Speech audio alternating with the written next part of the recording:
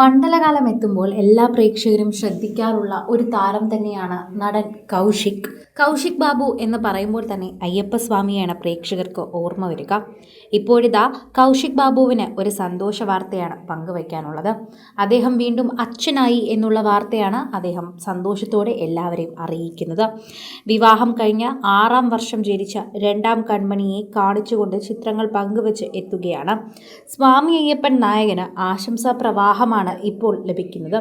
Social media പ്രേക്ഷകർ തന്നെ ഇപ്പോൾ നിരവധി പേരാണ് അദ്ദേഹത്തിന് ആശംസകൾ അറിയിക്കുന്നത് എന്ന് പറയുന്നു.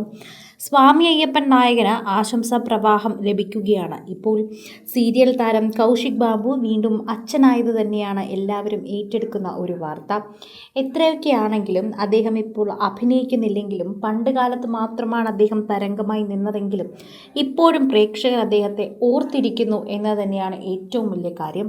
നമ്മൾ എത്ര കഥാപാത്രം ചെയ്തു എന്നതിലല്ല, ആ കഥാപാത്രം എന്നെന്നും പ്രേക്ഷകരുടെ മനസ്സിൽ ഓർത്തിരിക്കുന്നു എന്നതിൽ തന്നെയാണ് നമുക്കെപ്പോഴും അഭിമാനിക്കേണ്ടത്.